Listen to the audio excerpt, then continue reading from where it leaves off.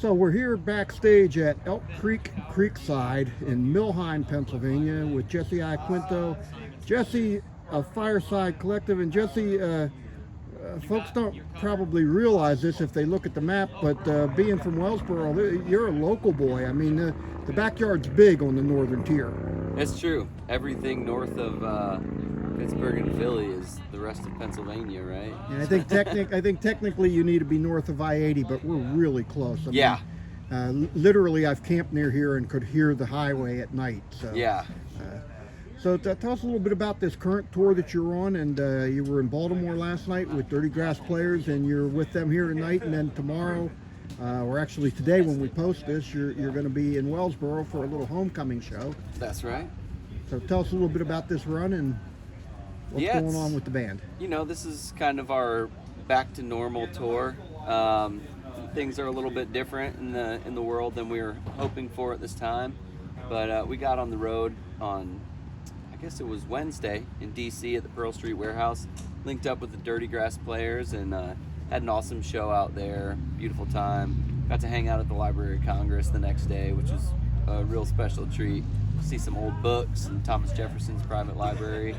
Last night we were in Baltimore at the 8x10, had an awesome time there, really cool vibe.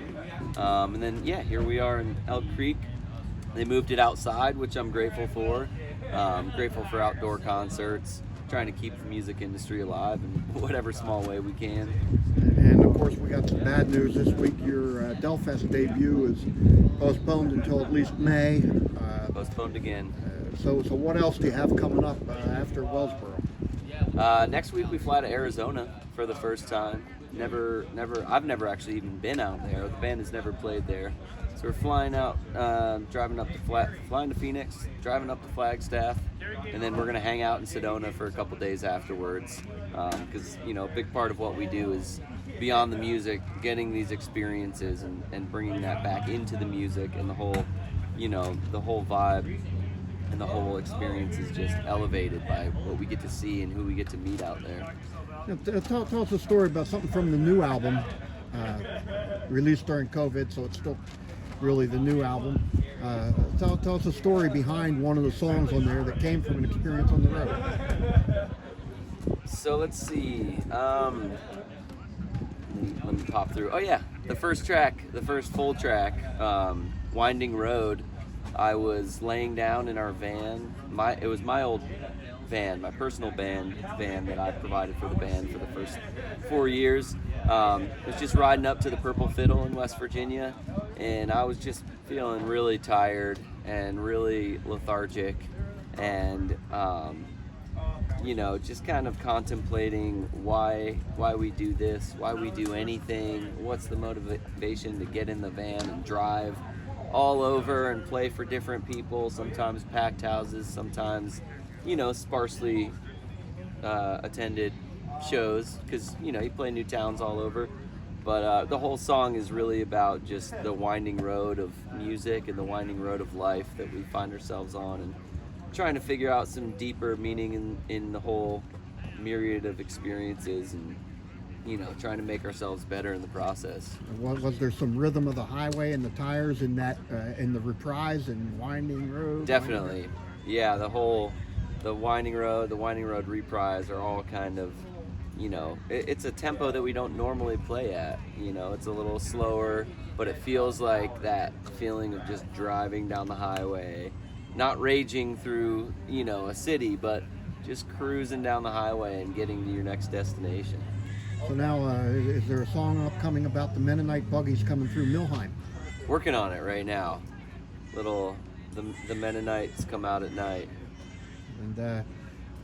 And in all seriousness, where are you at with work on the next project, the next album? Still writing songs? Have you started to record any? Yeah, so we've got 4 songs that we recorded already. We're working with Mountain Home Music Company down in Asheville, North Carolina. We're releasing a new single in just 2 weeks. It'll be the first track of our new material, and we're going to go back in for two or three more batches, and once we get 12 to 15 songs, we'll release a new album. But so far we got 4 songs done, and we'll be back in the studio in October. Like I said, 2 weeks, new song premiere. Stoked to have some new stuff coming out. Any target date for the album? No, not yet. You know, I would estimate sometime early next summer. Kind of depends if you can be out touring this winter or if Right. you get stuck back at home. Right. If we're at home, we might end up recording more than we expected. I know we've got some potential gigs out in January and February out in the Midwest, Colorado. But we're just gonna have to do what we've done for, you know, a year and a half now and just wait and see. And speaking of home, you're going to have to show this to the family. So I think you should say hi to Rose. Hi, Rose. You're my favorite human on this entire planet, and everything I do is for you. Jesse Iaquinto of Fireside Collective. Thank you, Jesse, and we look forward to your show tonight. Thanks, Chris.